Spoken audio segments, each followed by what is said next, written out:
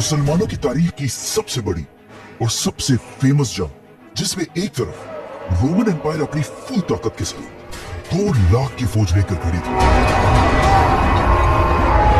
दूसरी तरफ मुसलमान खालिद बिन वलीद की लीडरशिप में सिर्फ 30,000 मुसलमानों के साथ खड़े थे।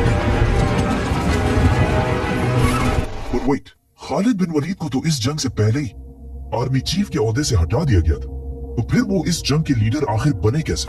इस जंग की स्टोरी, जंगे यरमूक की स्टोरी, बहुत ही इंटरेस्टिंग होने वाली है। मुसलमानों ने पहले खलीफा अबू बकर रज़ियल्लाहु अन्हु के दौर में उस वक्त की सुपर पावर्स रोमन और पर्शियन एम्पायर से हटा ले लिया,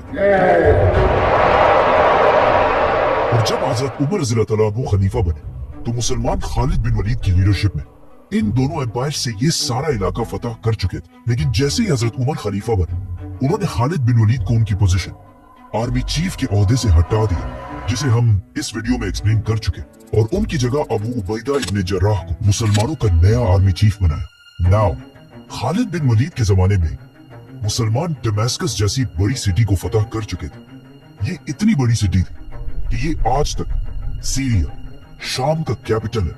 तो अबू उबैदा इब्न जर्राह की लीडरशिप में मुसलमान इस सिटी से भी आगे बढ़े और रोमन एम्पायर की एक दूसरी बहुत ही इंपॉर्टेंट सिटी तक पहुंचे, एमेसा, जिसे आज होम्स कहा जाता है। एमेसा कोई आम सिटी नहीं थी, इसकी लंबी लंबी दीवारें थी और इन दीवारों के सामने एक बहुत बड़ी नहर बनाई गई थी ताकि कोई इस सिटी के दीवारों तक ना पहुंच सके। अबू उबैदा की लीडरशिप में मुसलमानों ने इस सिटी को चारों तरफ से घेर लिया, लेकिन अब मसला ये था कि जब मुसलमान इस सिटी तक पहुंचे तो ये दिसंबर की सख्त सर्दी का मौसम था और यहाँ बहुत ज्यादा बर्फबारी हो रही, और मुसलमान तो सारे अरब के गर्म डेजर्ट से आए थे, तो वो इस सर्दी को बर्दाश्त नहीं कर सकते।